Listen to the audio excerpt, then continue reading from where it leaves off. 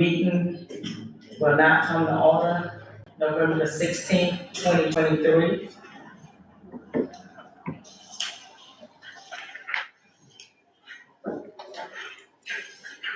First item on the agenda is the approval of the November 2nd special meeting minutes.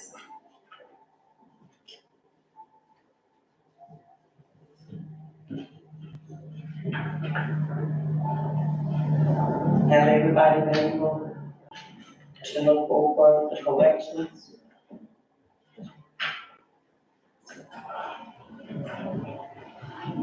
I make a motion for approval. Second.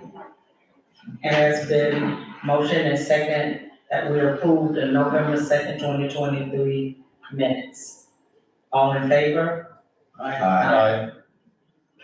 All opposed? At this time, we will have public comments.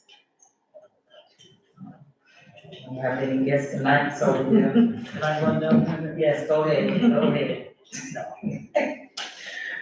So we'll move on to the next item, is new business, land development code, article 11.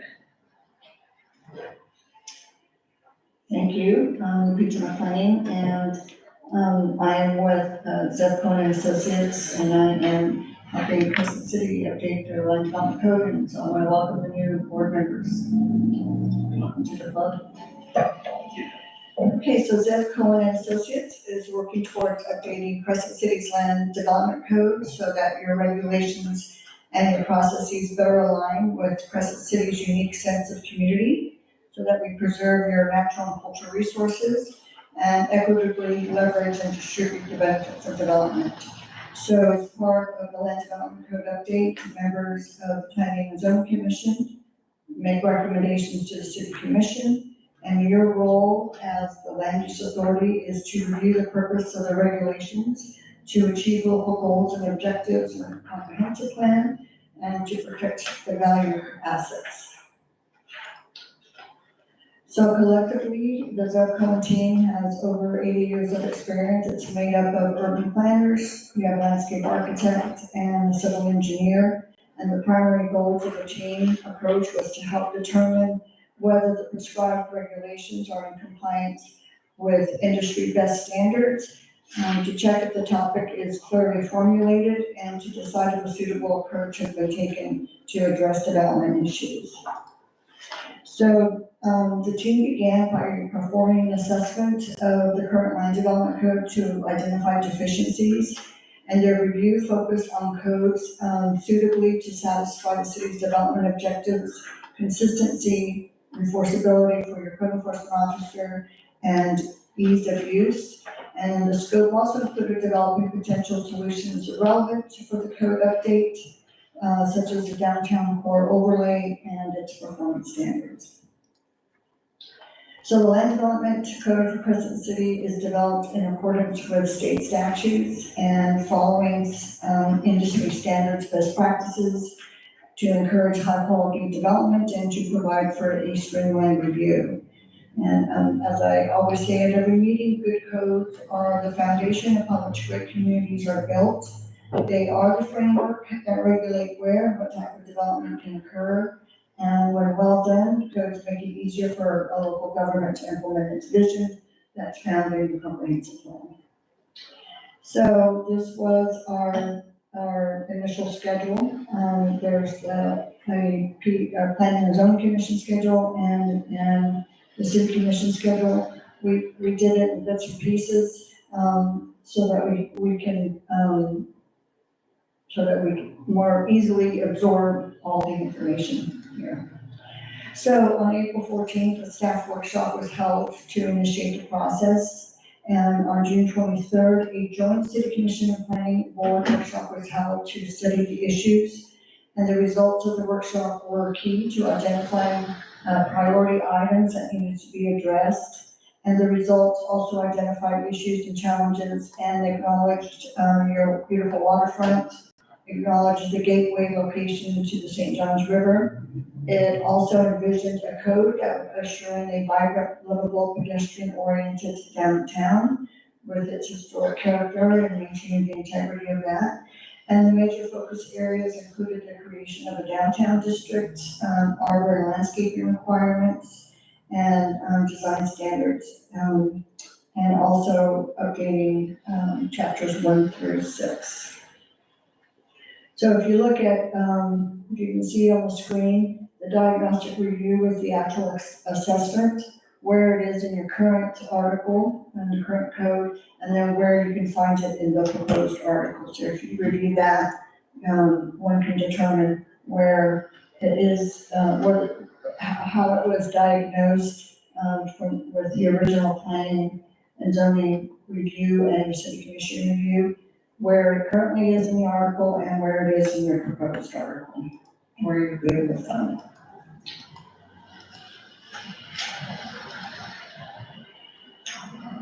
Okay, so creating the code is and has been a process which has led to the elimination of duplication and clarification resulting from regulations in several different ordinances and different parts of the local code. So the city's proposed regulations are intended to achieve a variety of objectives, including preserving the open space and environmentally sensitive areas, and making the development review process more predictable. In addition, the city's assets downtown and the preservation of the historic district with incentivized downtown overlay and CRA positive economic implications have also been included. And the components of the development code comprise all the regulations and standards that have been historically scattered throughout the zoning ordinances, subdivision regulations, and other regulatory documents. So they are now consolidated into one land development code. And it's a unified land development code, and it's consolidated into a single document, which includes your zoning, subdivision, controls, design standards, and administrative procedures. Okay, so we began with the zoning ordinance. The zoning ordinance, as you know, regulates the development of buildings, activities, and land uses. The zoning code actually establishes where your residential, commercial, and other land uses may be located within the city, what type of permit is required for each use, and what standards apply to new uses and development. So development within districts must comply with the standards that are prescribed applicable to that district. In Article 6, your site plan regulations, this involves compliance with your technical standards and developing clear procedures for reviewing and approving site plans. Of course, it's vital. The site plan assures that construction is designed and developed in a manner which assures adequate provisions are made for traffic safety, emergency access, water, management of stormwater, erosion, protection of the environment, groundwater, habitats, historic resources, and minimizing any impacts on adjacent properties. And so this subsection spells out how much space should be reserved for off-street parking, for loading and unloading. Parking standards are typically provided in the table. And that list of categories of land use in the parking formulas are applied to each district if applicable. Article 7, those are your subdivision regulations. This addresses the quality of development, and land subdivision is the first step in the process of community development. Land is divided into streets, lots, and blocks, and it's also publicly recorded. Subdivision land sooner or later becomes a public responsibility in that roads and streets must be maintained and public services must be provided. So clearly, the community is affected in many important respects. It's the interest of the public, developers, and future owners that subdivisions be designed and developed in accordance with sound rules and proper minimum standards. So why is this important? Well, zoning affects how the city looks and works now and in the future, and your subdivision regulations affect the quality of development. So zoning regulations are meant to control the use of property, and subdivision regulations address the quality of development. So the impact clearly of subdivision regulations is more permanent than zoning. So to be effective, your subdivision regulations must be integrated with your other local plans, policies, and ordinances. And we need to make sure that your zoning ordinances are consistent with subdivision regulations, and subdivision regulations are coordinated with your mass capital improvement plans and policies. So a solid community planning process helps ensure that implementation tools are working consistently to achieve all our community objectives. Any questions so far? No. Okay, so we did review Article 1 already. The general purpose and intent of this land development code is to promote public health, safety, welfare, and good order and appearance of Crescent City. This also conserves the taxable value of land and buildings within the city. It protects the character and maintains the stability of residential and non-residential areas, and promotes the orderly and beneficial development of the city. Article 8, we covered concurrency, and concurrency is land use regulations that local governments are required by the Florida legislature to adopt, so that the city can ensure that new development does not outstrip the local government's ability to handle it. Items or facilities and services that are subject to concurrency are sanitary sewer, solid waste, drainage, and potable water. These are the only public facilities and services that are subject to the concurrency requirement in the statute on a statewide basis. However, Crescent City, if they choose to, can extend the requirement so that it applies to additional public facilities like your parks and things like that. What information is required? This was a concurrency application. This includes general information about a development that your developer would put forward, specific information needed to assess the impacts of the project on concurrency facilities. And if a project is not concurrent, applicants have the option either to withdraw the project, scale back the project, or agree to implement conditions or mitigation options that will make the project concurrent. I have a question. Sure. So you're saying if somebody starts to build something, Before they start to build. before they start to build it? Well, if it's going to, if it's going, yes, before they start to build, you come in with an application. Right. I thought you said about something. If it didn't follow through.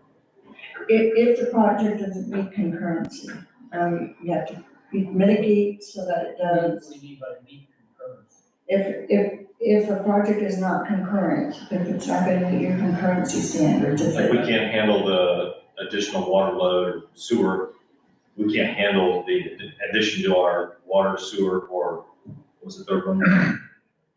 Yes. Natural gas. Yeah, we don't have the capacity for sewer, they either gotta help us meet capacity or do something with the project, change the project so it doesn't exceed our capacity.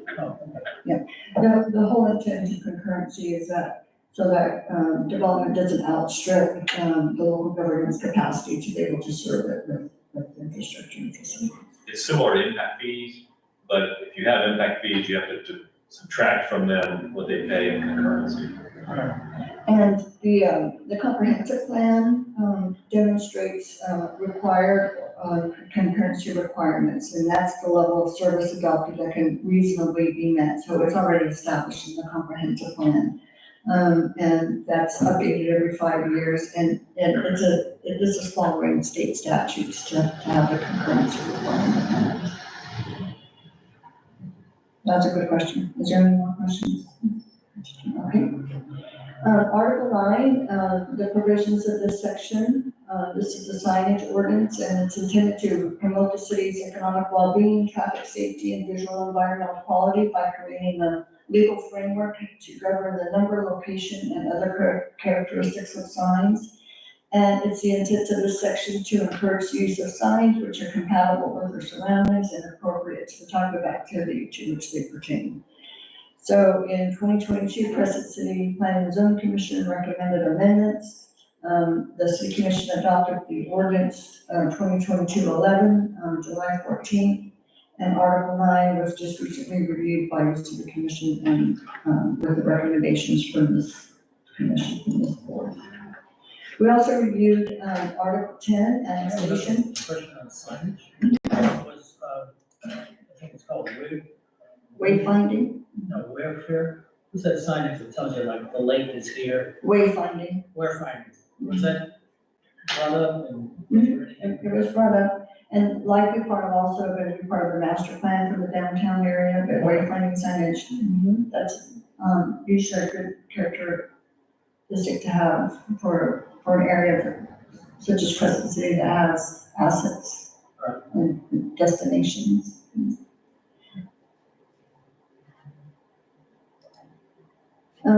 So the board also reviewed, Article 10, which is annexation. And this follows Florida Statute 171.0413. We covered the annexation procedures. There's 4 ways in which an annexation can take place: by special act of the legislation, a voluntary annexation, involuntary annexation, or with an interlocal agreement made with Putnam County. And so that leads us to Article 11, which we'll be reviewing tonight. The city has the right to regulate the use of all waterways within the city limits, and the conduct of all persons using the same, consistent with and not in conflict with federal or state regulations for waterways. And all city ordinances regulating the conduct of persons on the land apply to persons using waterways as probably applicable. I have a question. Sure. Waterways is actually a term used for any navigable water, right? I mean, it can be a creek, a canal, a lake, a pond, it's all waterways. It's all waterways. This one particularly is all the waterways within the city Okay, limits. now, I know that Crescent Lake is, not all in our county, it's even in Flagler, I don't know if it's even south end of it is in Volusia. But is there any kind of zoning that shows what the city limits is, or any kind of zoning that shows The map's over here. what it, I don't know, those maps are like, So the lake is not in the city limits, Crescent Lake. it's not? No, the only part of Lake Stella is in the city limits. Oh, so all of this Article 11 doesn't pertain to Crescent Lake at all? Is that right? Correct. With outside of the city. So it only pertains to Parts of, parts of Lake Lake Stella Stella. that are within the city limit. Yeah, I think there's actually a little creek, there's a little creek that runs from Lake Stella to Crescent Lake.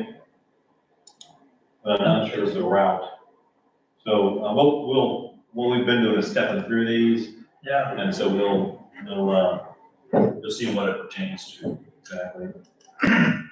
So perhaps we could, open up the map that shows the, city boundary. Yeah, you're welcome to go and take a look at it. Which one do you think is the best, Charles? This one has the boundaries, the proposed future land use. Shows that, only this part of Stella is in the city. We do have Lake Argenta also. And, there's a pond at Harry Banks Park. I don't see the creek depicted on here, drainage, where the Lake Stella, I think it's on the north end of Lake Stella. it runs somewhere through to, but it's not, it probably looks like a ditch or something. Yeah. So these, you'll see they do address road use. So if you, like, all these piers, they. Down by Big Bananas. Yeah, so, Yeah. yeah, I saw that. County doctors. That's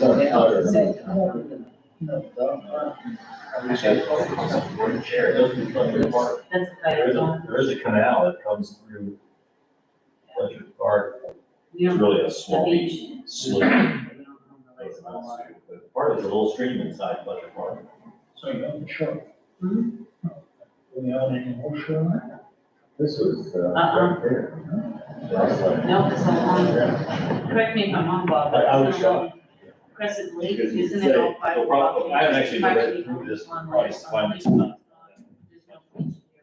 Relevant for us. I believe most of it's probably owned, I think the county owns some of it, and then I think the city might, and Charles, correct me if I'm wrong on this, some of the roadways that went down to Crescent Lake, that haven't been, taken over by private or transferred to private ownership, they still are on Lake Crescent, correct? So like I'm trying to think of what road that I would be talking about, something along the lines of like, Grove Avenue. Oh, like a dead end? Yeah, the dead ends into the lake, into Crescent Lake. Showing here, But yeah, the county owns, like Magnolia, Palmetto. Correct. If it hasn't been turned over to private ownership, then the city would own that very small section of shoreline, right? Yeah, we have one over here on Lake Stella. It was not abandoned. We abandoned the one, I think, at Myrtle. But we did not do the one on, in Install. Just a piece of overgrown property there. So those dead ends are actually, right ways Yeah. to the water. Yeah, good.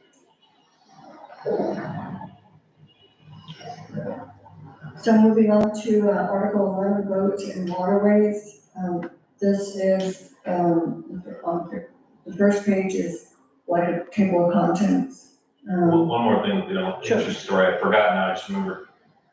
A big section of the lake bottom of Lake Stella is owned by the Crescent City J.C.'s, which no longer exists. So the city pays about $5 a year in property taxes for the bottom of the lake. Or not property taxes, I forget the tax it is, but it just comes to us. And there's no way to transfer, we looked at it and it's weird, it's just lake bottom, no usable. Is there any lake bottom that's still privately owned? Yes. Yeah. I think around the point, so there we go. What about South Main Street? I'm not sure where I'd have to look up the county property appraiser map, will show. Oh, the insurance, yeah, Oh, okay. you just click on it, and it'll tell you the ownership. Sorry. Are we about to go through things one by one here, or are you just gonna give us an overview and then we're gonna go to the things one by one? Yeah, what we normally do is if there is a comment on a page, then, I've got lots of them. okay. We'll start at page 2, yeah. 11.1.2. Anybody have? And then I make the corrections She types live. while we Type talk. them right in. Okay, because I've read over this, and there's a lot of redundancies in these, whatever they're called. There's a lot of misuse of words. There's a lot of, alliteration, which you don't need in this kind of document. You know, alliteration is fine if you're writing a novel, but you sure don't need it here, where you call thing a boat, a watercraft, or a vessel. You know, for simplicity and clarity, it needs to be That's why you're a here. watercraft.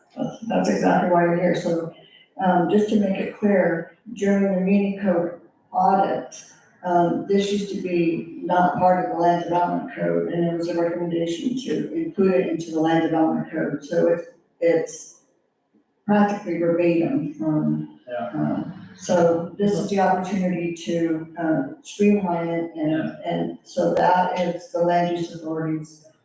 There's a lot of lawyers speak in this. Correct. Where they just double talk and redundant. Okay, so let's go through it so we can. Well, the other thing I want to note is, what we look for in making our notes is a consensus. Because like, if somebody said, I think only purple boats should be allowed on the lake, we ask, is that the consensus? And then we pass that recommendation on. So just to make it If work. everybody agrees with it. Yeah, or at least a majority. Okay, so should I make my comments as you go to like boats? We usually start with 11.1.2, boats to observe health and sanitation rules, disorderly conduct, you have anything in that section? Well, the thing is, the boats don't observe sanitation, people observe sanitation, so you might want to be saying boaters. But what you probably want to say is watercraft operators and their passengers. That's what you really want to say, should observe, yada, yada, yada, your sanitation, like the boats don't observe sanitation, right? Well, boats have regulation. Well, there are boating regulations. Well, actually, building the boats, there's regulations for, We don't get involved in building boats. if you have a toilet on your boat, you can't just dump it into the lake there's a holding tank, so there's a boat is designed a certain way Yeah, but that you have to go to the a boat pump. is, in other words, the boat is not dumping it in, people are flushing the toilet. Do we say voters? I would say Boaters, watercraft operators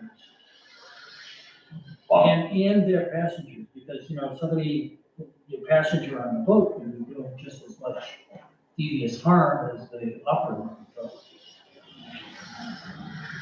You guys good with that, watercraft operators and their passengers? What is the state term? Is it vessel that is used in state statute? Well, I don't think we ought to adopt state stuff, they're probably just wrong. No, but I think we should be consistent with our terminology. No, I think we ought to be right with our terminology. But I think we should be consistent with the state. No, I'd have to look up the statute. I'd have to look see up the what- state to see what it says, but, It's Florida Statute, Chapter 327.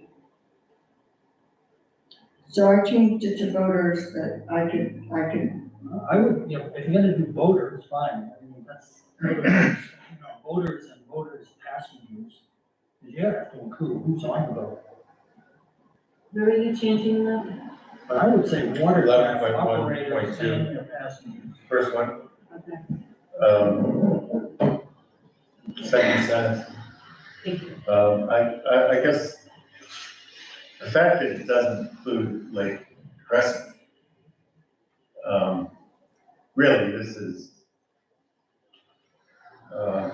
governance, a very small body of water.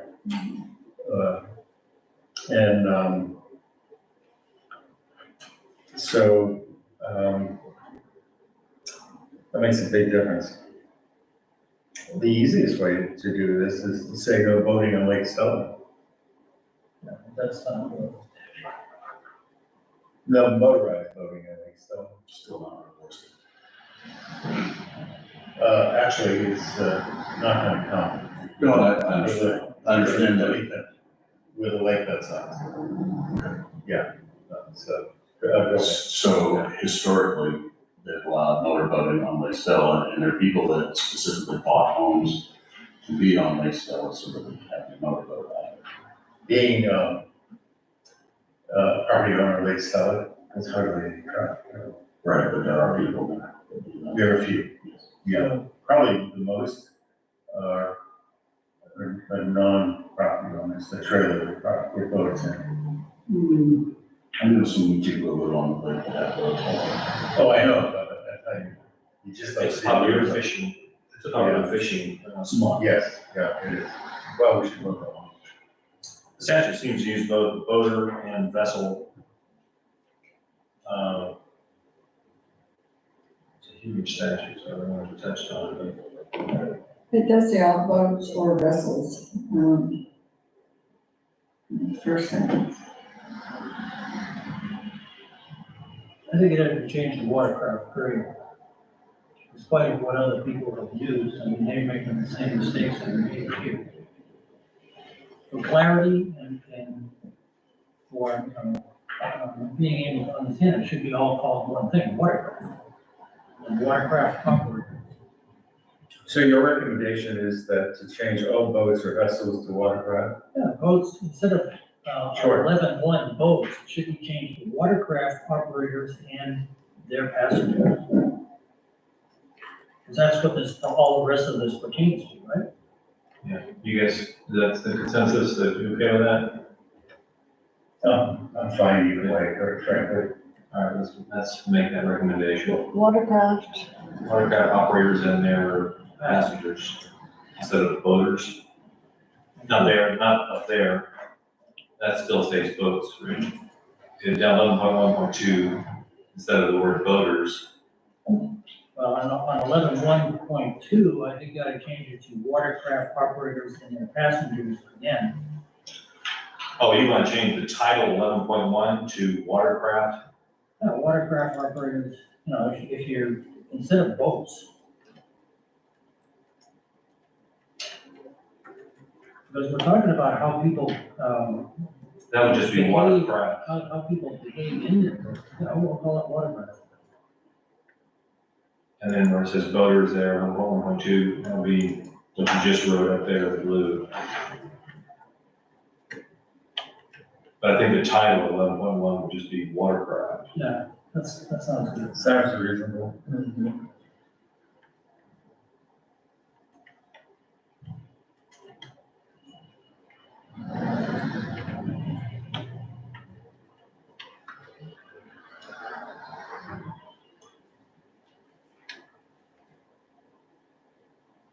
So we just don't, Just watercraft. Just watercraft. Operator. Well, 11.2 should be changed to watercraft operators and their passengers. That's done. It's already done. Okay, great. But then there's a lot of redundancy in the statements here.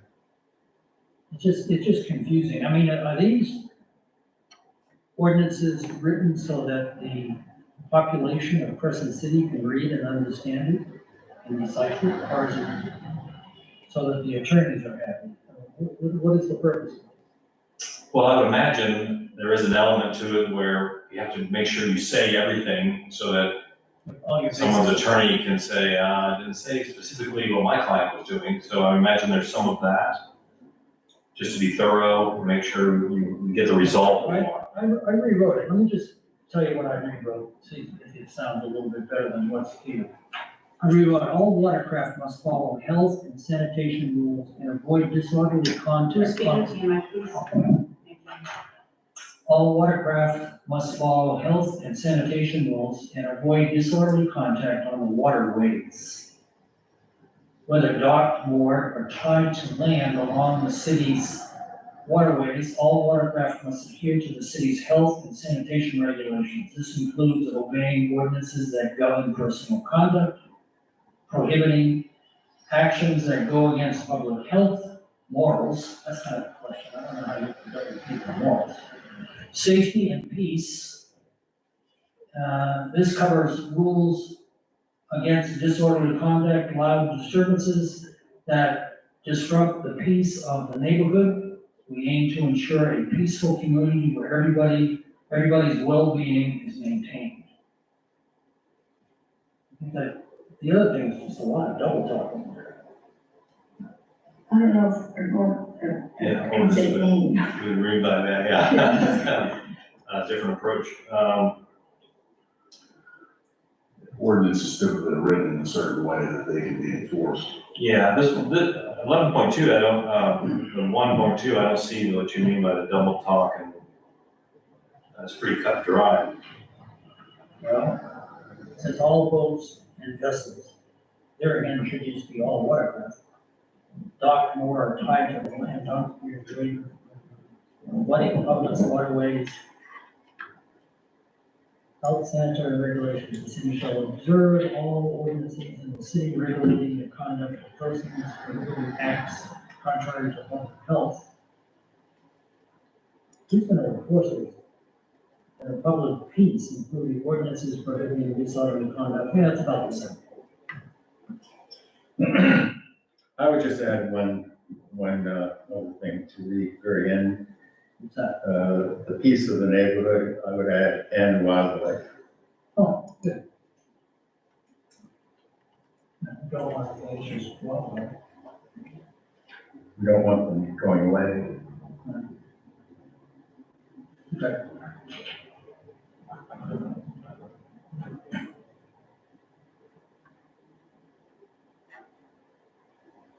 Anything on 1.3? Yeah. I think the speed of boats is really a misnomer. Because actually what you're talking about is wakes. How much of a wake a boat makes.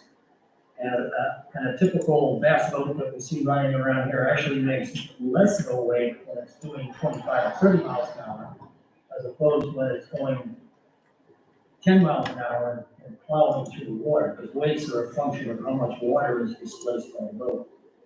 The only boats that create bigger wakes with speed are 45, 50-foot boats. They just displace a lot of water and put out a big, and that's why a lot of people like to do wake surfing behind those type of boats, and put up a big wake. So I think you ought to change that to a no wake ordinance. And it needs to be posted. I actually like 5 miles per hour. Well, I include 5 miles an hour in mine, but it just needs to be, it needs to be, I'll tell you, make sure you are, right? What, you want to include no weights and Yeah. a speed of not to exceed 5 miles per hour? Yeah, so no wake area. This rule means that watercraft must be operated in a way that doesn't produce waves that could cause damage to lakefront property. The speed limit of 5 miles an hour could be set, because that's pretty average for like, when it goes to water and everything. The only thing that we might want to add here is that, there's a distance from the shore that when you're operating a boat, you know, once you, and the typical distance from the shore is 200 feet. If you're closer than 200 feet to the shore, then this applies. But if you're 500 feet off the shore, You can go more than you 5 can, miles you per can do hour. whatever you want, pretty much. Well, you know, on Lake Stella, I wouldn't agree with that, because it's, one of Such a small lake. the kayakers, the Okay. canoers, That's another too. and unfortunately, not all boaters are responsible. That's for sure. I leave it be. I knew you'd agree with me, that's why. I think it ought to be called, There's a lot of truth to that. Yeah, There certainly is. So what, okay, I'm a little, so what happens to, those that are on the, what are they called? Yeah, jet skis. 5 miles an hour. Same thing applies. In other words, you can't even have a jet ski on Stella. Because who's gonna ride a jet ski at 5 miles an hour? It's called a jet. Yeah, that's where I'm concerned. Well, you could if you wanted, within the limits of the boat.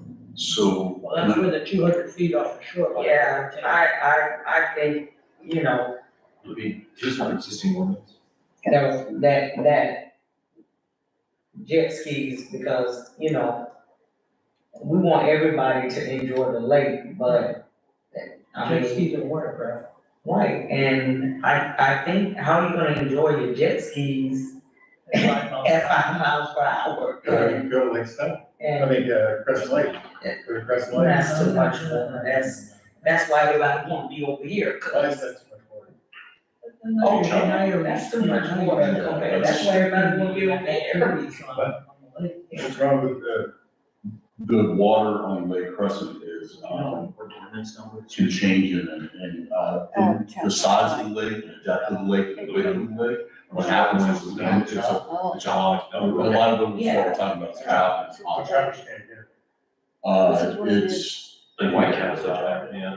5 feet as well? They had white caps down there, right? Yeah. yeah, Well, this has been the rule for some time, just so you're aware that the 5 mile an hour speed limit, not on Crescent Lake, but So on, then you're not enforcing like, this rule. well, currently, I don't know if anybody's, other than the races we have out there. has Well, I speed see limit, jet so. skis up there. I have, Occasionally, I see them occasionally. water skiers. Yeah. I kind of, they're in violation. Not a lot, Yeah. but occasionally, they are out there, it's not. Who do we, Charles, if we see a violation, who do we call? The sheriff? Yeah, you have to call the sheriff's office. not real certain that they would enforce this ordinance, so. Yeah, they have a boat, you have to bring a boat down here and wait for them to come ashore. We have to go. Yeah, Yeah. actually, I guess when a seaplane lands, it's actually going too fast. No thing addresses seaplanes and airboats. Well, I think it's vessel would be, would, Uh, why is that, or that's, a pontoon airplane is not a watercraft. but the vessel, right? It is. Maybe it's not right. A water boat? I mean, an airboat? Seaplane, Oh, seaplane. Yeah, that's an amphibious plane. It's not a- that's probably why it says vessels, those are vessels. Vessels only. But I think if you want to discourage jet skis, usage on Lake Stella, then go with this ordinance. But I think people should be able to use jet skis. I agree with that too. You know what I think I is really good on this, is exactly what you talked about in the very beginning, is we're talking about damage. right? So when we look at the way that it was originally written in here, which causes waves to damage docks, wharfs, seawalls, boats, wildlife, if we wanna add that to it, whatever the case may be, I think we should get rid of the 5 mile an hour part of it and leave it up to what we're talking about here is making sure that there's no damage done to the lake and the private property and to wildlife. I mean, that's my take on it. I like what you said about the damage part of it, make sure that nobody's getting their property damaged. One of the things I see with jet skis and traveling around Florida here is that they tend to like to be real close to the shore and some of them get kind of dangerous. They're close to the shoreline where people are actually swimming. So that's why if you run in a jet ski, you don't have to abide by this 5 mile an hour, but you need to be 200 feet off the shoreline. Well, you do need to abide by the 5 miles per hour. And then you can't have jet skis. Fine. I think we're gonna have to take a vote. But let me also add that, so I agree that it's causing possible damage. But the second is safety. And the third is the wildlife. Because, So you know what? unfortunately, you know, So no the jet skis. rookery is a perfect example. That there are many less birds on that rookery than there used to be. So you're saying no, so you want something that says no jet skis or airboats? I'm just saying that I basically want to keep the 5 miles per hour. I, Currently exists. And then, if you want to do jet skis, 200 feet from shore, I can live with that. All right, well, that's what we're saying. and then the speed can be increased because believe it or not, I live over there and it's occasionally somebody's out there jet skiing. It's not a lot. And I think I we'll agree with open up a can of worms by, about something that nobody's really paying attention anyway, because nobody knew about the 5 miles per, I'm not about calling on nobody unless they being reckless, and out of control, being disrespectful if I see it. I'm not, so, Agreed. yeah. I don't think it's a can of worms, if you get one jet ski per month. Yeah, cause it's not a lot of people, It's it's, worm, not worms. so I'm not, How does that coincide with? I know the state of Florida is very open to having on its waterways, access to them, boating on their waterways. The state of Florida wants to see the waterways being used. We have to be, I know the ordinance that we put out have to be consistent with state. It is consistent with chapter 32, Florida statute 327. Okay, all right, just want to make sure we're consistent. So should we sum this up? How about I read it again? Yeah, please. Okay, so this is weight control. You have to speak into your mic. Oh, I'm sorry. This is weight control, And what number, please? 1113, which was formerly called And before you start typing, let's see if we have a consensus. Yeah, 11. We're rewriting, so. yeah. Okay, ready? So, no wake area. This rule means all watercraft must operate in a way that does not produce waves that would cause damage to waterfront property. The speed limit of 5 miles an hour will be set, and a limit, I had to write this in, so we'll have to revert it. And this pertains, let's see, how would we write this if we're gonna add 200 feet off the shore? Is there? Not to exceed a speed of 5 miles per hour within 200 feet of shore. Okay. Now, you've not included boats moored or tied to docks or wharves along such waterways. This, the way it's written out, prevents people from slamming people's boats against the dock.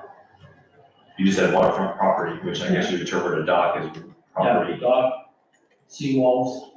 but what about the boats moored to those docks? That's personal. Yeah, we'd have to include that. It's already added, so am I just adding within 200 feet of the shore? Let me just give you this. It's different, it's sitting for a while. I'm not sure there was a consensus on that, but, Read it. so no watercraft, the way that it currently reads is no watercraft shall be operated on any waterways in the city at a rate of speed which causes waves to damage docks, wharves, seawall, or boats moored or tied to docks or wharves along such waterways, nor shall any boat operating on the waterways in the city exceed the speed limit of 5 miles per hour within 200 feet of shore. The other one says, Instead of naming all that stuff, can you just say personal property? I wish I had Bobby here, I told Bobby I need to be here tonight. If not, then we have to add canoes, kayaks, sailboats. well, docks, wharves, seawalls, or boats. No boats or moored or tied to vessels. docks. Yeah, or It has just change covered, that yeah. to watercraft, Yeah, there you go, watercraft. Yeah, that's what I. because that's the term we're using, right? Well, Did we say a seaplane is not a watercraft? dock, We haven't even addressed so that. you want me to change docks, wharves, seawalls to watercraft? No, Yeah, you can say watercraft and personal property. He wants to summarize all that whole list into just personal property. Is that the consensus of the board? It's an ordinance, it needs to be written like an ordinance, and I don't think it needs to change too much, I think it's got everything on there. The biggest part that I agree with is the damage, but, I'm not in agreement with the 5 mile an hour and 200 feet offshore. I don't even think you have 200 feet offshore in that part of the Crescent. I think it's, I think it's best to specify, dock, or steel, et cetera, but rather than generalizing it. I think it's better enforced that way. Like rubber rafts and sailboats.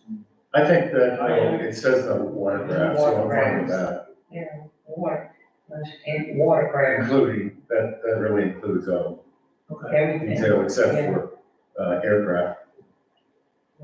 So what about the within 200 feet of shore? That's what we added. Yeah, That's the speed. on the street. And we basically just adding to the end, operating on the waterway in the city exceeds a speed of 5 miles per hour, We added within 200 feet. within 200 feet. How's that gonna be enforceable? Like, when you're watching the lake, That's gonna be enforced. he was only 175 feet out there, that he's in trouble. It's like, how, from an enforcement standpoint, I mean, this is a regulation in case you had. Do we know some how kind of wide disaster, but I don't. Yeah, that's because I think 200 feet, that's a long ways out there. Let's come here across the street. that's, It's about a double, like, is that 60 yards or something? Yeah. But I guess I'm thinking, I'm always making things about when you go, to the side, going to the state. Man, Ever since I was a child, you read that sign, the highway patrol station, what is it, 200 feet? So I guess that's not really far, so, Well, I think like Victoria said,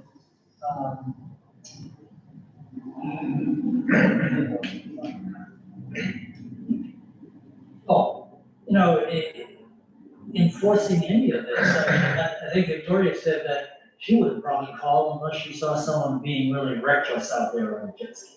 And I think that's probably what will happen. well, Like, at least- I would call if somebody was reckless, or if I saw somebody endangering, I'm or sure. harassing wildlife. so if that happens, that falls under state law, so when the sheriff's office comes out and sees you operating in a reckless manner, they're gonna write you a citation for operating a watercraft in a reckless manner under state law. That's what they're gonna do. And what's going on? No, that's right. Yeah. That's what I'm saying, that's what's gonna happen, they're not gonna look at our ordinance and go, oh, wait a minute, you're operating recklessly, so we're gonna write you under Crystal City ordinance. They're gonna say, you're operating recklessly, so you broke state law, here's your ticket, and off you go. No, and that makes it easier for us, because that's just the state law. Well, and then there would be a city law too, if they're in violation of the limits that the city has. Right, but the problem we've always run into in our ordinances has always been how do we enforce them? So if we're talking about, you see somebody that's 175 feet off the shoreline and they're going 30 miles an hour.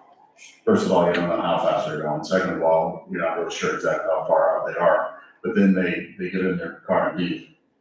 Well, We don't have any recourse for them. well, the numbers off the boat, number one, if that's an identification. Okay. If they're 50 miles from my shore, you know, I'll certainly know that distance. And as a boater, I certainly judge speed. But how do you enforce that? What do you do with that information? I guess you have to pull out your cell phone and videotape. But what do you? Well, that too, in today's world, but you call the police, I mean, if it becomes a compounded problem, at least you have the ordinance. I agree with you that as it exists today, there's probably gonna be hardly anything. Right. But but looking out in the future, Right. there could be, Right. particularly if there's. It's like a risk See, we used to have a police department that could enforce that, but we don't. Yeah. It is risk management, for worst case scenario. But part of, so these are things that happen in a short period of time, that are not permanent. When you start getting farther into the ordinance, you start looking at, when you're talking about building out into the water and stuff like that, that's stuff that we can that we can actually do something with. So. All right, let's go on to 1.4, Okay, mooring on private docks without permission, is that?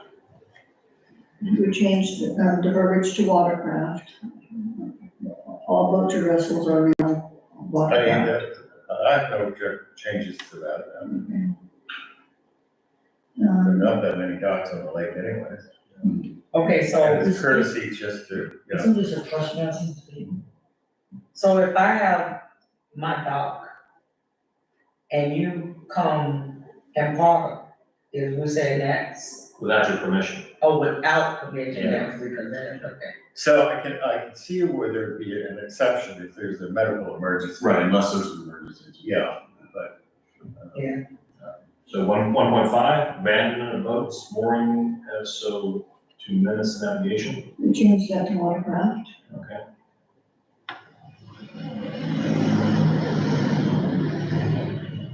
That's what, you know, when I moved here 3.5 years ago, there was an abandoned boat off my property that drifted back and forth during whichever way the wind was blowing. We had a northeaster, it would drift south, and then we had a drift, so I would get up in the morning and I'd watch this thing over the course of the day, drift back and forth, up the connect the channel, which is right off my property. But I haven't, are there other cases of this? You live on Stowe? No, there isn't. Oh, you live on Crescent? Yeah, that would be. No, it's just to make sure, doesn't happen. Pretty common up in Blackwood, I think. People don't bring a boat down there and park it and live off it. I have a general question. Is there marine patrol on St. John's River? I believe so. And is there Coast Guard on the St. John's? Yes, How far down do they come? Black Duck? Lake George, they come from Jacksonville. Yeah, if you could go all the way. To Lake George? I Yeah, think they it's go, all navigable water all day, all the way Yes. to, yeah, they come from Jacksonville all the way down. Bassmaster, though. Oh, it is, okay, that answers So it my goes question. All the way to San I Diego. assumed, Lake and Run, I believe. Yeah. I assumed that, but I Yes, just. but I don't know any further than Lake George, because I've never been to where I'm at, but I know that they. Yeah. As far as They go- patrol, you have the sheriff's offices, you Yeah. have, FWC, Mhm. you have Mhm. the state has their stuff, so. Are we good with 1.5? I'm 1.6, mufflers required? Yeah, Yeah. comment on that. What you really, I mean, you're talking about noise. And if you're gonna make a regulation, you have to have some kind of standard that designates the amount of noise, and that's called decibel. And 75 decibels is generally what is used, when referring to noisy boats. Anything above 75 decibels, pretty loud. It's almost like this airboat that goes up and down the shore of Crescent Lake. I mean, it sounds like a B-17 bomber coming in. So there's no mufflers for. Why do they do that? There's somebody offering, no, they're doing airboat rides on Saturday. Oh. You see it out there when we have farmers markets, airboat rides. Yeah, I've noticed it. Off the dock by Three Bananas. But you need to include what do you mean by noise, as opposed to just need mufflers. Outboard motors don't have mufflers. Inboard, all the muffling done on outboard motors is where the exhaust comes out underneath the water. So the water actually muffles it. You can hear it when a boat cavitates, you can hear it, the noise come. That's because the exhaust is. But if the boat's missing that hose, pipe just exhausts out the back of the. Yeah, but usually it exhausts out through the tow shaft is where it goes. That's how. And I've heard of really loud little boats, John boats and things, or. Yeah, well, if they're making, I mean, that way you can go down and get your decimeter, and if you're reporting if this guy's putting around and making a lot of noise, go down in with your decimeter. If it's over 75, then you tell this guy he's either gonna fix his boat or off the lake. So you're recommending that we put a decibel in this one, not to exceed? 75 decibels. That's pretty loud. Even 75 is pretty loud, but that's tolerable. I'm agreeable to that. Should we just add another sentence on the end? Noise levels for watercraft. And as far as inboard goes, it says properly muffled exhaust. Let's say muffler. So what am I adding? Brad, what are you recommending for? Oh, it's a new watercraft. You can put parentheses after exhaust, not to exceed 75 decibels. You make a very good point when you say it says not having properly muffled exhaust, not mufflers. That's fine. Muffled exhaust. So maybe instead of mufflers required, it should be muffled exhaust required. Well, that's all, I mean, somebody might have an old 1947 Evinrude 7.5 power that, might be making a lot of noise out there, but most of the newer, what do you call them? More strokes. Four strokes are really quiet. Yeah, The only thing I hear is noisy is the turbo. that's right. Agreed. But if you wanna make an ordinance about noisy boats, then you need to put in what is noisy and. We put not to exceed 75 decibels. Yeah, because if you don't put that in, then Okay, you're it's in. making a subjective statement as opposed, this turns it into an objective. You're saying muffled exhaust required? It says, So- I'm saying just like what it said up here, where it said Probably muffled. properly muffled exhaust. it was Yeah, already. that's- Okay. I agree with all that. Okay, 1.7, Wait, was we gonna add 75 decibels? we did, it's on the Yeah. screen, yeah, look at the screen. Up. 1.7, use of searchlights, horns, whistles. Okay. Is that Go with that? Oh, can be, sure. Oh, I'm fine with it. Yes. 1.8, garbage disposal. No, I think 1.8 is covered in, the thing we had back here. 11.1.2 about disposal of sanitation, and I think that same thing is covered there. And I think this was written when it says collected by the city when we had our own garbage. I don't know that we should collect the garbage.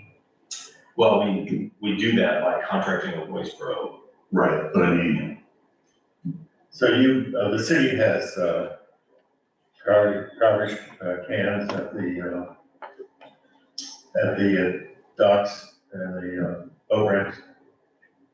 Actually, I don't think we do. So you need big trash cans like the 55-gallon drum that's on the side of a 4x4 post, is that what you mean? Yeah, we need something, So that the voters can dump their trash in there? so we could strike Yeah, I agree. sufficient size to hold garbage, period. Garbage or refuse, period, and then scratch to be collected by the city. Yeah, they're in charge of, I would say they're in charge of getting rid of their own garbage, not that they would leave it on the dock and the city would go down there and collect it. Yeah. What is Dunn Creek Park, do? I mean, they always had that, Kids have to take out. No, what am I doing here? Um, The end of the first sentence, to be collected by the city, just strike that.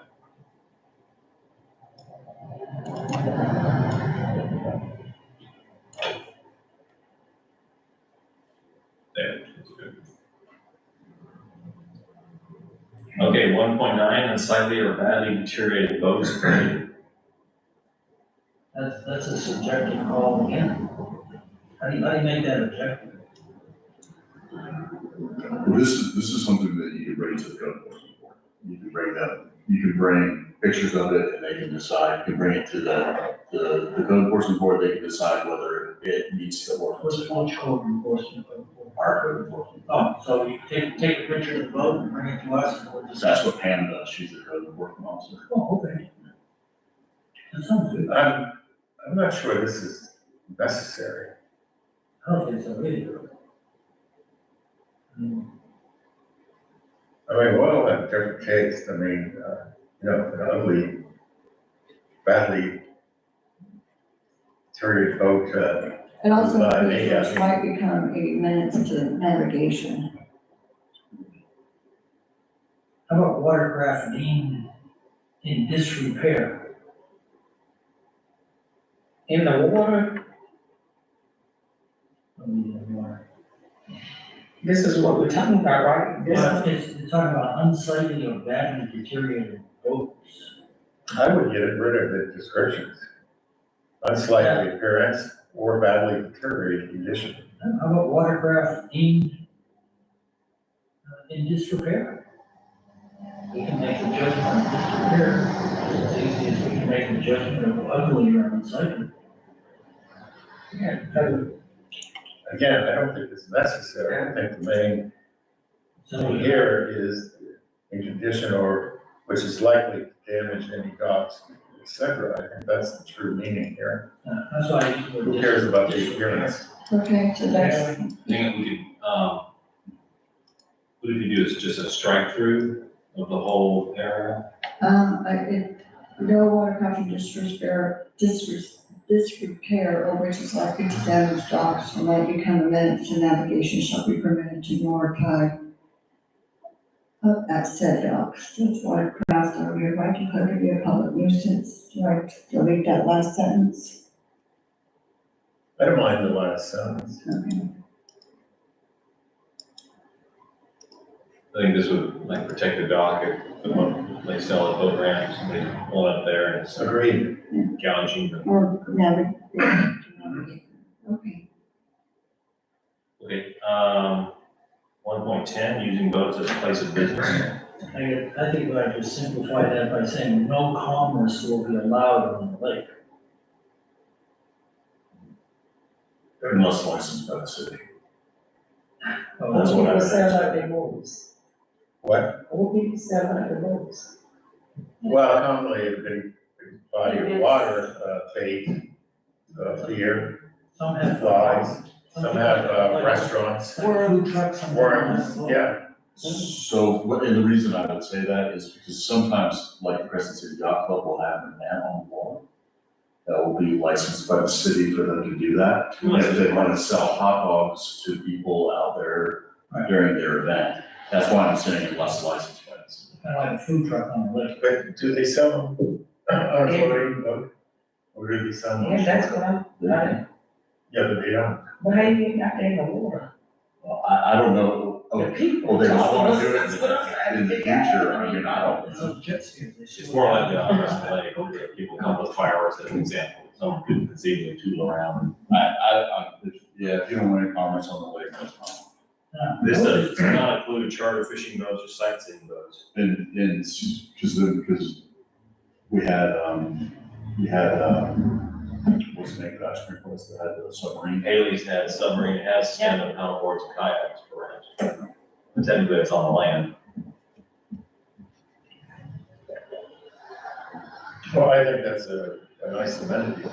So we could do a Yes. little glass bottom boat thing, you get to go on there and pay ticket on boats, that would allow, this will allow sightseeing boats licensed by the city or boats being displayed for sale. For destination, I think that might be applicable, I mean, to be able to do that, if you economic development, tourism.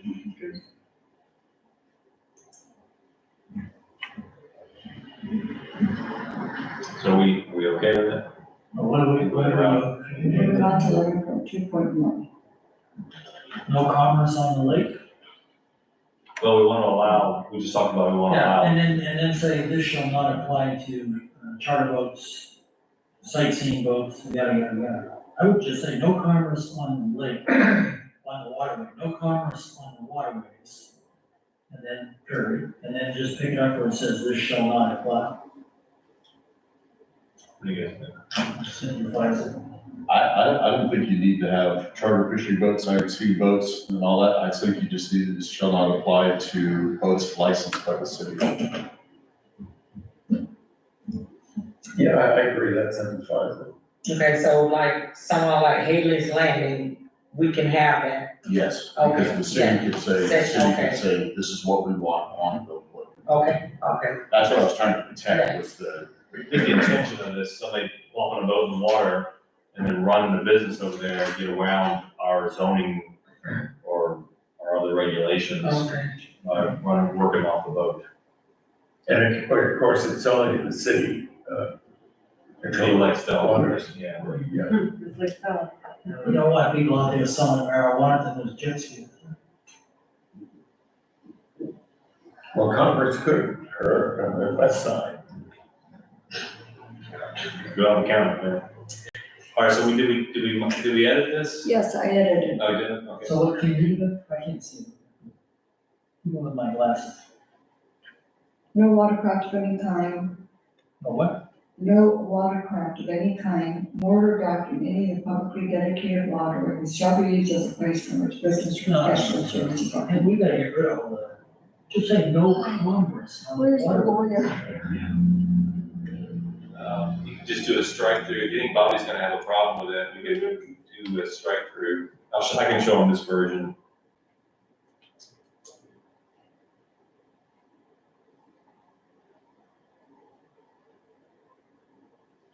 So what am I checking?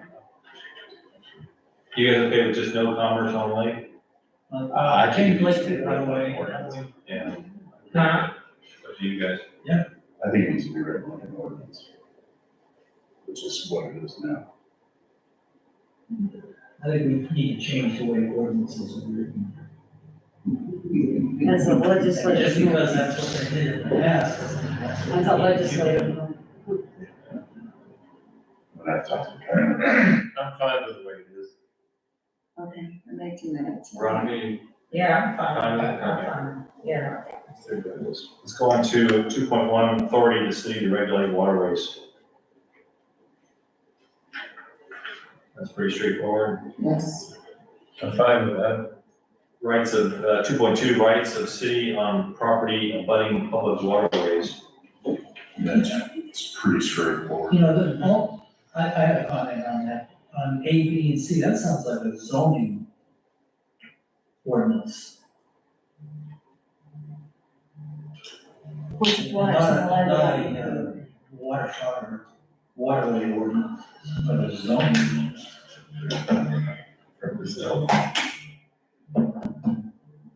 Well, let's talk about regulating the waters adjacent to such places.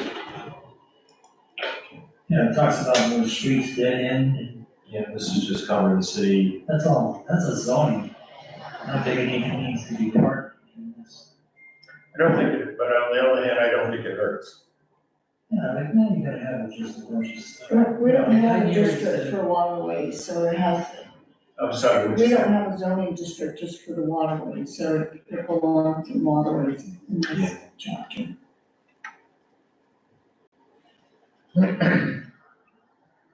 All right, 2.3, buildings, et cetera, encroaching upon bottom width.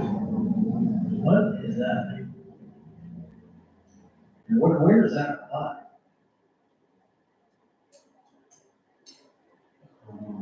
That might be talking about somebody in the future that decides they want to, we're talking about private property on Lake Stella where the bottom is privately owned and somebody feels they may be able to put something out there. And then this would kind of deter that from happening. Well, that's zoning too, because you have to get a zoning permit But for it's the in the dock. water, but it's in the water. Well, you have to get a zoning permit for the dock. I can't think of an example of when this would. I think you need to. Somebody maybe dropping a mooring, permanent mooring, throw it there. Impacts the width of the bottom. Yeah. That's a good point. Yeah.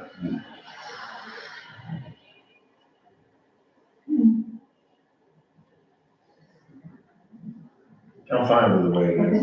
2.4, Charlie? So you know what, actually, if you look at 11.25, is exactly what you're talking about, that you could actually just strike the whole thing, buildings, et cetera, encroaching on bottom width, and then just leave it obstructed.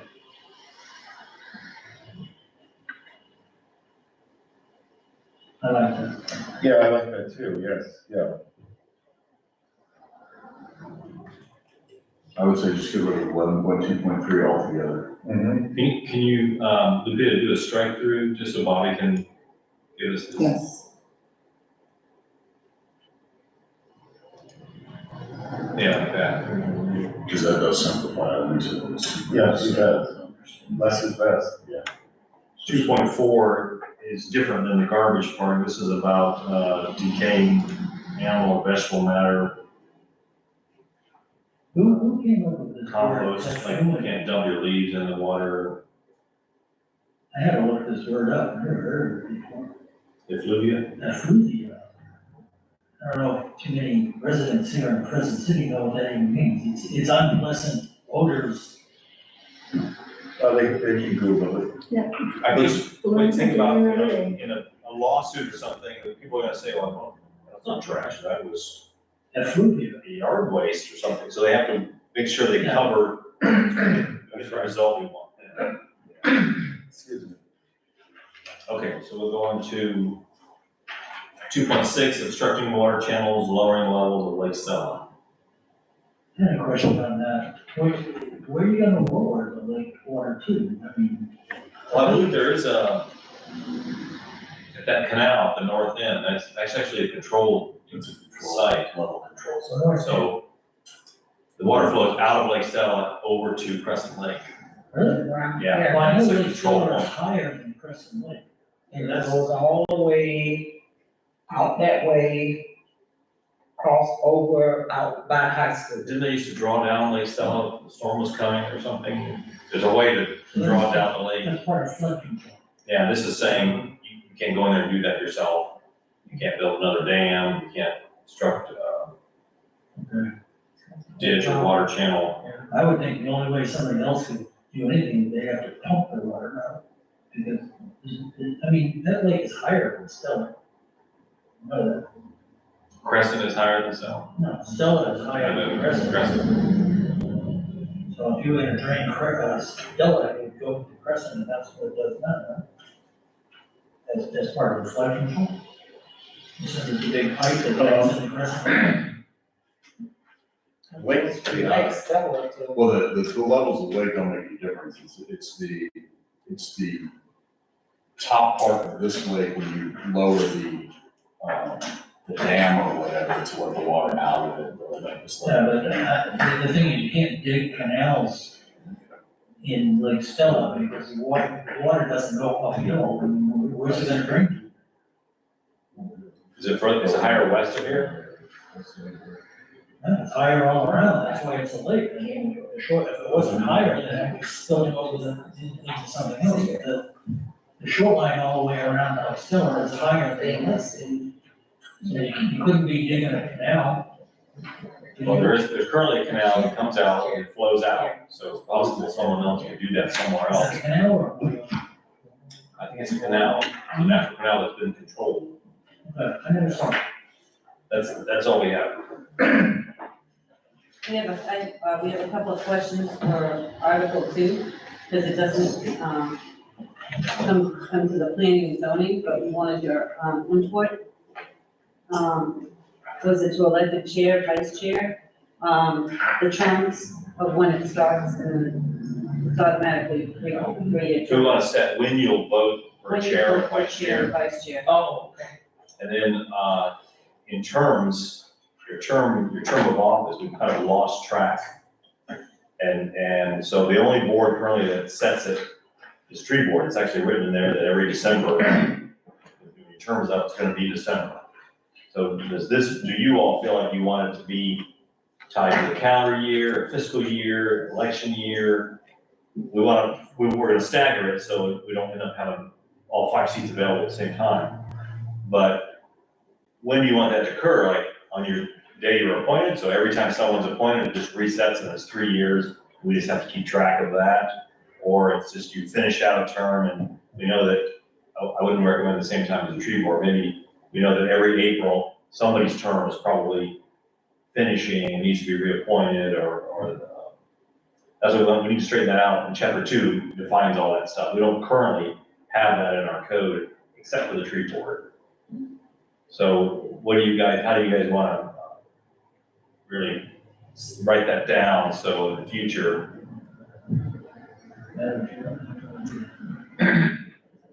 What does the tree board do? It's December. It's so like, we know this December, Pat Manning and Pat Lane, Pat Manning and Pat Lane are both up in December. they've been there 3 years. They've been here 3 years, so they. All we have to remember is the year they were appointed, we know. So terms of the tree board in December.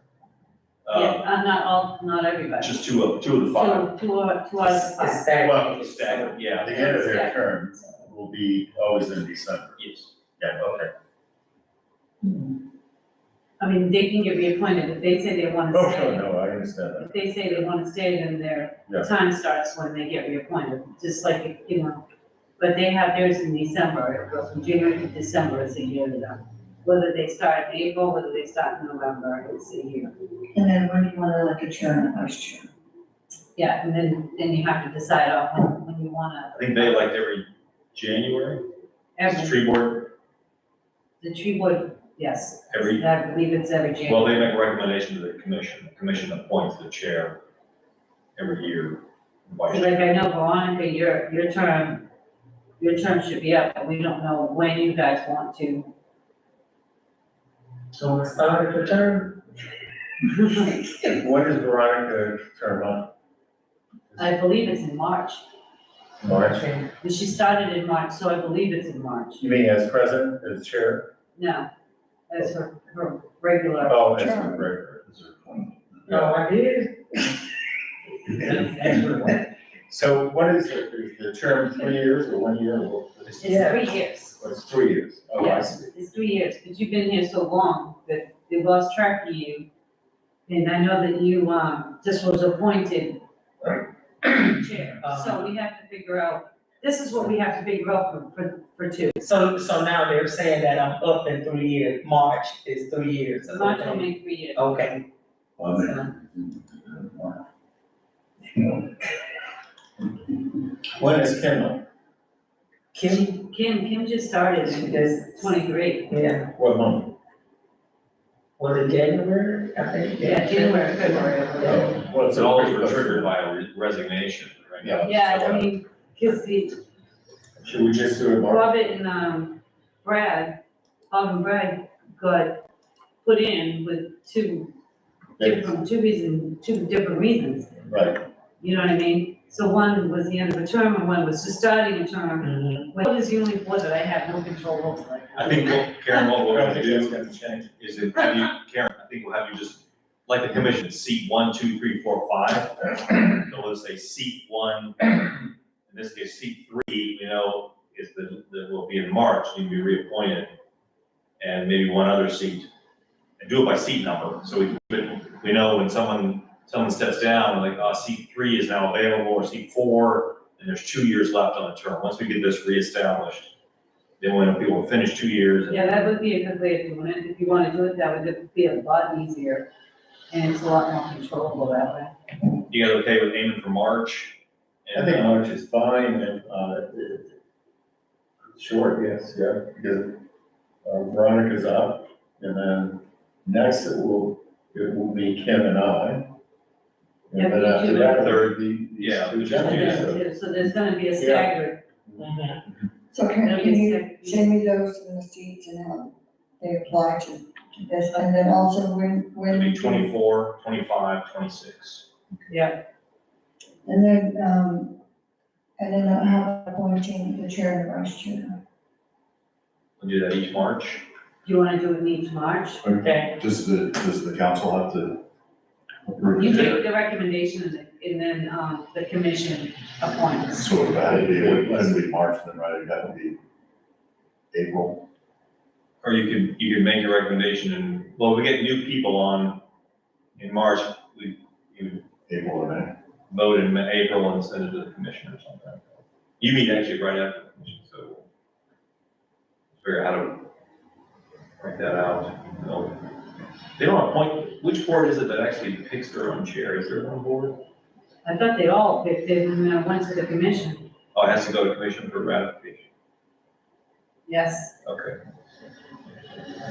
So if Veronica says in March, he doesn't want to stay in my position, then we can, Well, the commission meets first, so the commission could reappoint, as an example, reappoint Veronica in March. You come to the March meeting, you guys have we recommend keeping Veronica as chair, and she's willing to serve another year. And then in April, the commission will just check, ratify the selection. Exactly. so we'll do March and then April for commission. And then Karen, you'll see 1, 2, 3, 4, 5, 6. Yes, ma'am. You know, so, okay. Do we need a motion for that, or is that just a I think it's just kind of. Yeah, it's just, yeah, it was just a kind of question kind of thing, just so we can get, Article 2 out of the way. That was the only thing on Article 2 that we asked for. Karen, you know if Alice was coming to I never got an email from her. Okay. Alice, Yeah. is out of town. I think that's all we have for P and Z.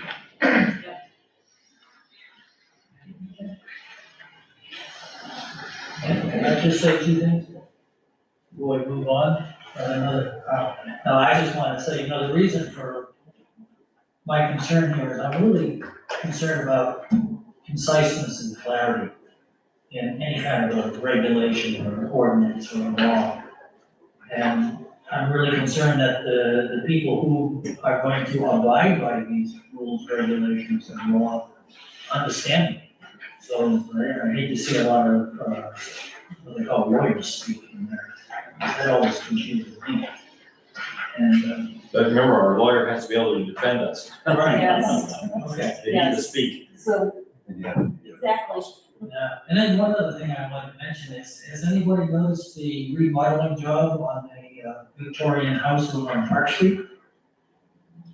No, The brown Victorian house. yeah, it's got the big white pillars out in front of it. Anyhow, they're doing a beautiful job. I mean, that is something that this city is gonna be proud of. Those people are just doing a beautiful job in remodeling that home. I can't picture which one. Yeah, It's on Park Street, it's on a pretty vacant lot. The brown one that they've stripped off the siding and put With the big insulation. chimney on the side. oh, the Yeah. porch, Yeah, oh, the back one. and it's got tie back on it now. Yes, yeah, But they're gonna expand the deck all the way around it, which is gonna be really nice. And they're just doing a beautiful job, and I think that's gonna be a plum for They us. may be coming to you Is it in the for accessory structures. And I think they're having trouble The with the garage.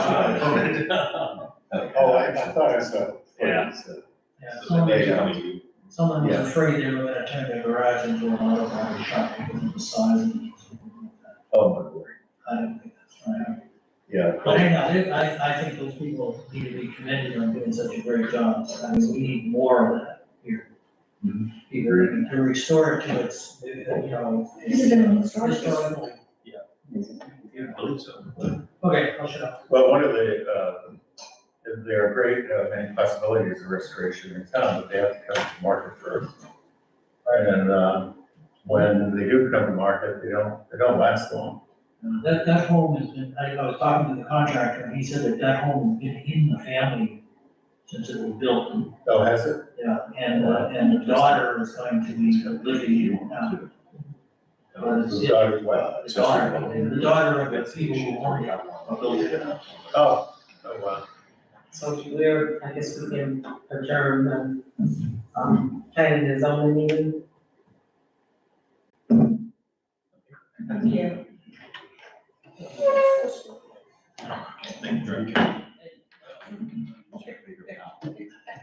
Yes. Thank you very much. It's not easy. You guys did great. Hung in there. Thank you. I think this is the last time you'll see Lokita. Yes. Finish with this board. That's right. Now we go to public. One or two more with the commission, catch up, they got behind. And then there'll be public hearings on this. Oh, so we'll see. Yeah, let's do that city commission meeting, and then if Mark sends over, so we can copy. Take care. Okay, Nice to meet you. you too. Thanks very much, and good luck on the board. It's good to have. Yeah, we'll open up this Continue. presentation. It was the second, clip in the same folder. The same folder, Yes, it's a smaller one, it's just the agenda. the agenda minutes.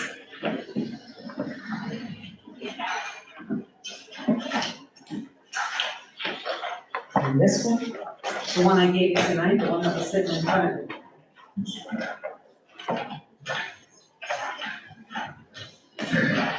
Those were no, it should have been in your folder. Everybody got it, right? Yes. Oh, I got it, just mixed it up with everything else. I think that's what. I saw it. You may have reattached it with the, Says, What, it has, here you go. I don't see. Cause I normally go through everything before I.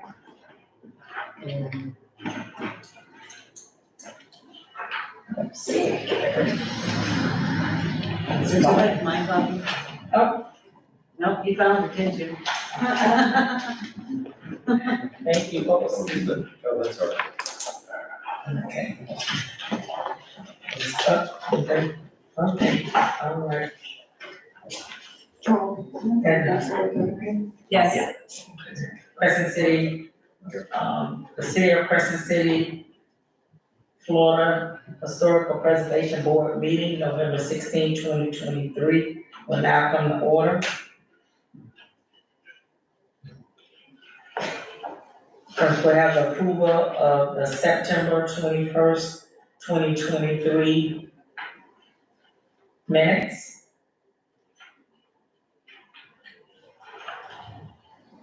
I move to approve this September 21st, 2023 minutes. And it's been motioned and second that we approve the September 21st, 2023 Historic Preservation Board meeting minutes. Next, we have public comments. all eyes. Oh, I'm sorry. All ayes, Aye. all nays. Okay, I'm sorry.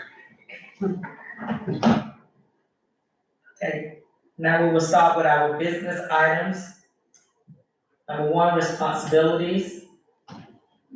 Anything on the front? Any goals? Any update on city codes? you know the status of that, you just went through the last, your last chapter.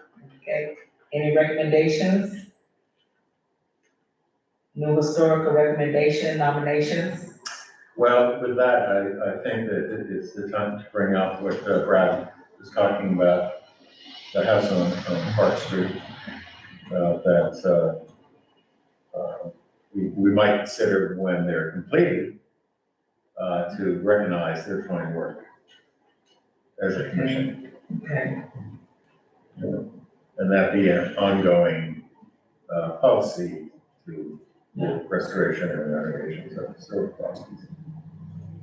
Whether it be, residential or commercial. Sounds good.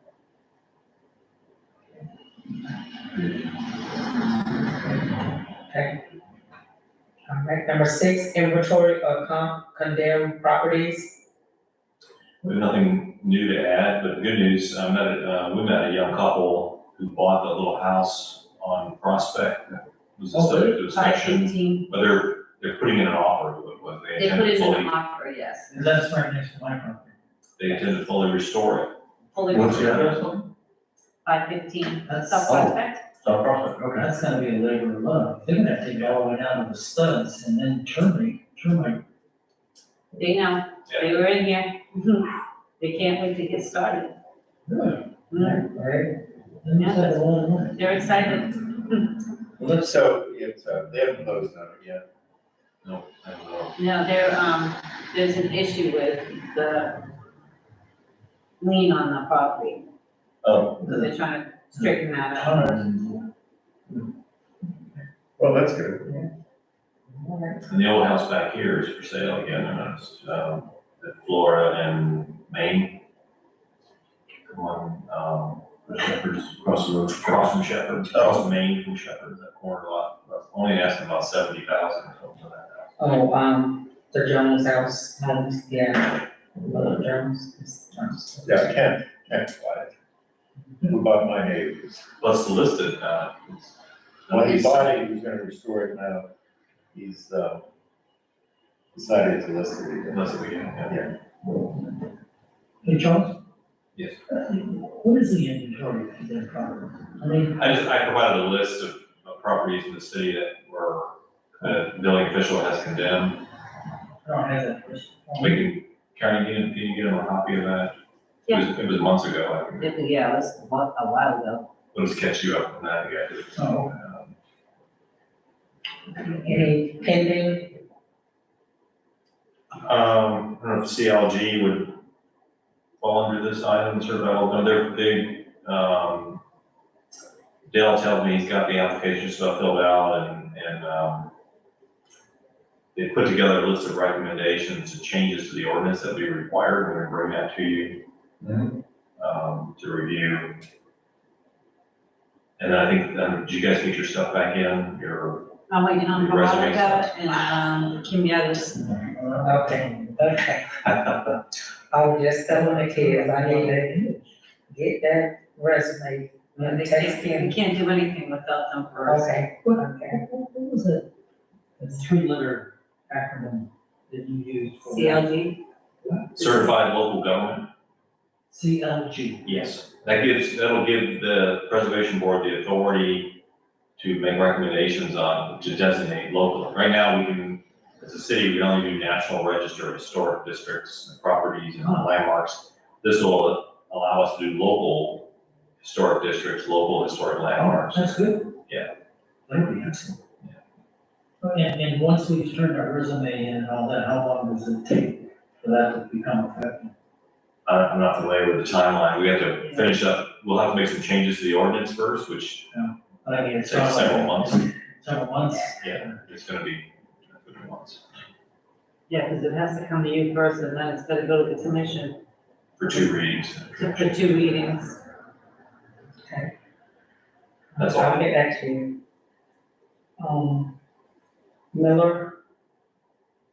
Middle school. Well, you all saw the presentation and the draft. That looks like the direction it's going is kind of 3 pieces, preserve everything in the middle for civic use, and then the north third, probably mixed use, commercial reopening the street, and then the south vacant piece, probably residential, higher density residential that takes advantage of the waterfront. So that's the preliminary look. We'll get a draft. And we sent you a notice, we don't need a special meeting because you'll see the draft at your regularly scheduled meeting. I misread the schedule, the commission won't see it until January. And meanwhile, we're gonna shop it around, and I'd like to come to concerned citizens as well, a meeting after the 8th Okay. To show so far I've looked at Rotary and the library board, and, Okay. Dan mentioned they're trying to combine that with Women's Club and Historical Society, so I can get as many groups, and we're gonna promote it on Facebook. Any group wants to hear about the draft, I'll come and show the draft. Okay. I have one question on that. When I went on the tour that was given, The school board gave a tour, yes. yeah, and School administration. they mentioned, I just want to make sure I'm getting my facts right. They mentioned that, if we were to buy it or obtain it, it would be 3 years from now before that transition would happen, because they're gonna use that building as an outpost when they're building the new high school. That's my understanding as well. So, They won't be finished with it for another 3 years. So it'll be 3 years down the road before we can even do anything to the grant. It looks that way, yes, Okay. yeah. Although they're currently actively selling the southern third or portion. That could happen when there's a buyer. But the buildings, they still may have need of those buildings within the next 3 years. Now, when you say the southern portion, you're talking about the On lot, Prospect, goes from Prospect all the way to the are lake. they cut off for a million? Yes. I think they dropped the price down to 8. Oh, did they? I know the appraisal was 8. Yeah. But getting back to your point, on the 3 years, if the community, the city could, come to an agreement, possibly take it over, even though they may continue to use it for 3 years. Could have a caveat that they get to. Exactly, but it would, it doesn't mean that an arrangement can be made for the city to start planning what to do with it. Right. And doing their engineering or whatever, feasibility studies, which would probably take a couple of years, I would imagine, and funding.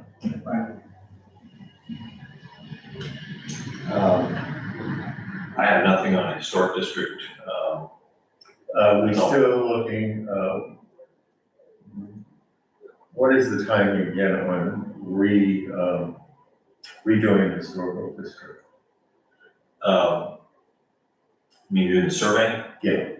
Well, the legislature will decide if we get funded. That's, I think they're meeting earlier this January. And then that would get, when the budget's signed in June, that's when we really know we got the money. So probably next fall, once we know we got the money, then we'll do an RFQ for, an RFP for a preservationist to come in and give us their services, and then, so in the fall of next year, 24. Okay, thank you. And that's the next one, the grant status. I think I looked back at the minutes last month, I just reported they had changed the scoring date. I think at our special meeting, I mentioned to you all, we scored 27 out of 71. And that goes to Secretary of State, I think he approved that. And then now it goes to the legislature, even if they only fund half, we're still in the top half. So there's a really good chance we'll get funded. I think we applied for $50,000 to update our inventory of historic properties.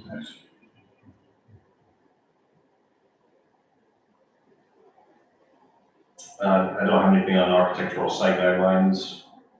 On that subject there, does that depend on the thing where just, I already forgot that 3-letter acronym? CLG. Yeah, Yeah, one of the things you'll become is a review board for people to get a certificate of appropriateness, if it's a designated, local historic property. So they'll say, I'll swap out my windows, you'll look at, you'll come make an application, you look at it, say, yeah, these are appropriate, for the style, and then you grant them a certificate of appropriateness, and then they can go forward with the work. oh, good. I'm looking forward to that. And the last 2 items, we have nothing new to report.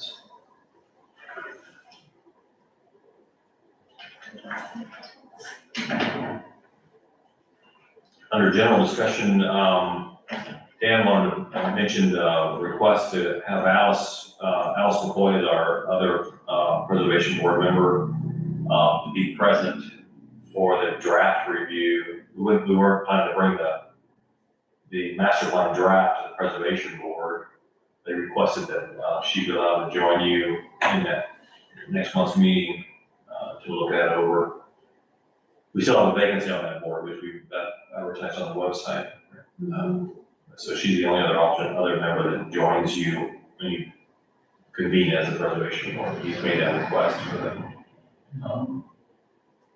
You guys are good with that, well. And the reason behind my request is that a lot of the review reflects on the historic components, so it only makes sense to invite Alice.